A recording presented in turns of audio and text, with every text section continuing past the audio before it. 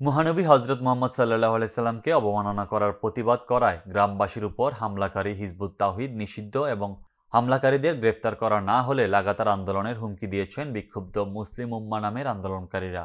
দুপুরে নগরীর কাচারি বাজারে মুসলিম উম্মার উদ্যোগে আয়োজিত মানববন্ধনে ডিসি অফিস ঘেরাও ও স্মারকলিপি প্রদান কর্মসূচি থেকে এই হুমকি দেওয়া হয় তাদের। এর আগে বিক্ষোভ মিছিল নিয়ে কয়েক হাজার এলাকাবাসী কাচারি বাজারে এসে মানববন্ধন করেন।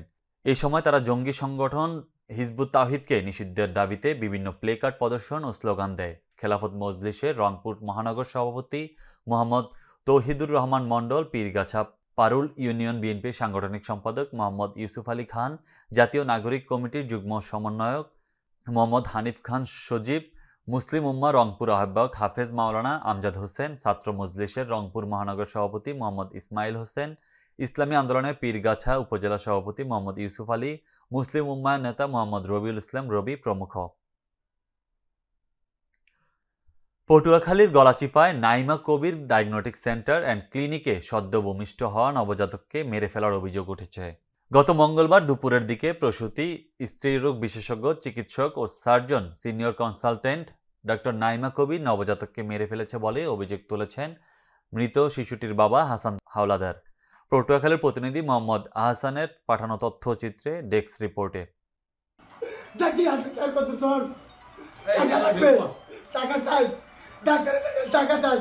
মক্কেল পয়সা আমাদের মক্কেল সিজার করে বাড়িতে পরে একটা রাজন তো কালকে বাচ্চা কাম এবার আমি কই দিই না বাচ্চা কাম আমি কোলারে কই সাইমন তোর ভাই হইছে কয় না আমি আমার বুই নইছে আমরা এলে এন্টি করে 20 মিনিট পর হারা অটিজম খুললেই কয় কি কই করতে রোগীর বেলাক লাগবে তারপর কয় কি কই তার মা জান এবার আমার বাসুরির পাঠাচ্ছি কই তুলন্তে তো আমি হারে তুলন্তে দেয়নি টাকা দিয়ে যান টাকা দেন টাকা কিছু জমা টাকা চাইছি ওই যে বসা থাকে না ম্যানেজার হয় ম্যানেজার আমি টাকা দিয়ে দেন আমি কই কি অনেক জায়গায় আরেকজনের তো আমি সিজার করছি আমরা কইতেছি হারে তো টাকা পয়সা চাই 100 যাবার সময় হিসাব কিতাব করছি যদি পারছি 2 টাকা কমাই দিছি নালে সব দিয়ে দিছি এবার আমি বাসুরে জুম করে মানিবে করেই হাগো টাকা দিছি। আপনারা খুনি, জান ফেরত দেন, ওই বাচ্চাটাকে ফেরত দেন, মক্কেল পাইছেন আমাদের মক্কেল। এমনটাই আর্তনাদ ছিল ভুক্তভোগী অভিভাবকদের। রোগী সালমা বেগমের শারীরিক পরিস্থিতি অবনতির দিকে যাওয়ায় গলাচিপা 10 শয্যা বিশিষ্ট মা ও শিশু হাসপাতাল থেকে উন্নত চিকিৎসার জন্য জেলা হাসপাতালে না পাঠিয়ে কমিশনের আশায় নার্স লিপি মুঠোফোনে রেফার করে ভর্তি করান নাইমা কবির ডায়াগনস্টিক সেন্টার অ্যান্ড ক্লিনিকে। দুপুর 1টার দিকে শিশুটি ভূমিষ্ঠ হলেও দীর্ঘ সময় পৃথিবীর আলো দেখা হলো না নবজাতকের। উপস্থিত আত্মীয়রা 20 মিনিট আগে অপারেশন থিয়েটার থেকে শিশুটির কান্না শব্দ শুনতে পেলেও জীবিত অবস্থায় চোখের দেখা দেখতে পায়নি। মা বাঁচলেও কোন কারণে বাঁচানো যায়নি নবজাতক শিশুটিকে।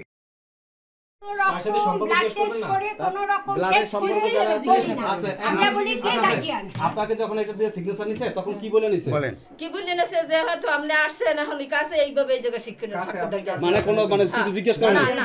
কিছু করে আপনাকে কি বলছে এই রোগীর বাচ্চা বাঁচানো যাবে না এরকম সম্ভব না? না এরকম কিছু করে না, কিছু করে না, এরকম কোনো কথাই করে না।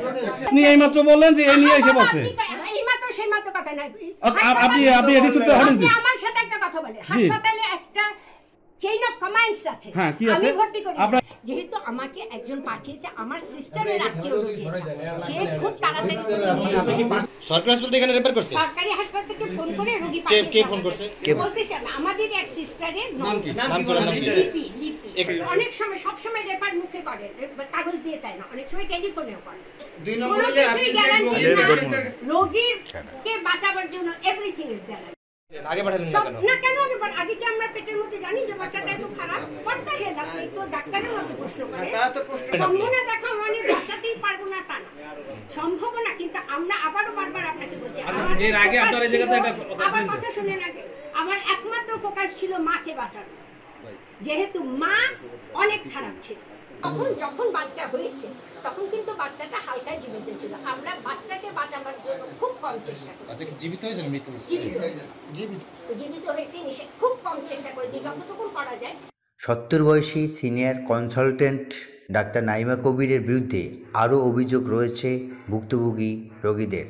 এছাড়া আরও জানা যায়, ভুল চিকিৎসার কারণে মহিপুর থানা থেকে আওয়ামী লীগ শাসন আমলে ধাওয়া খেয়ে গলাচিপা উপজেলায় শিকড় গেড়ে বসেছেন ডক্টর নাইমা কবির। নেই অক্সিজেনের ব্যবস্থা, নেই ইনকিউবেটর, পরীক্ষা নিরীক্ষার জন্য মেশিন ও যন্ত্রপাতি থাকলেও একাডেমিক প্রশিক্ষণপ্রাপ্ত প্যাথোলজিস্ট নেই।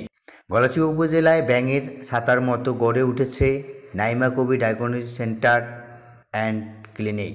জেলা সিভিল সার্জন এবং উপজেলা পরিবার পরিকল্পনা ও স্বাস্থ্য কমপ্লেক্সের টিএইচও তাদের সুদৃষ্টি কামনা করছেন সুধী সমাজ। অন্যথায় আরও প্রাণ হারাতে হবে, বুক খালি হবে কোনো এক মায়ের। Registrationের দরকারটা I have every right to do ligation if it is necessary for mother, for the sake of mother. আমি একটি কাজও জীবনে এমনভাবে করি না যার জবাবদিহিতা আমি করতে পারবো না। আমার বয়স 70 বছর, আমি 37 বছর ডাক্তারি করছি, আমি পিজি কনসালটেন্ট হিসাবে ছিলাম।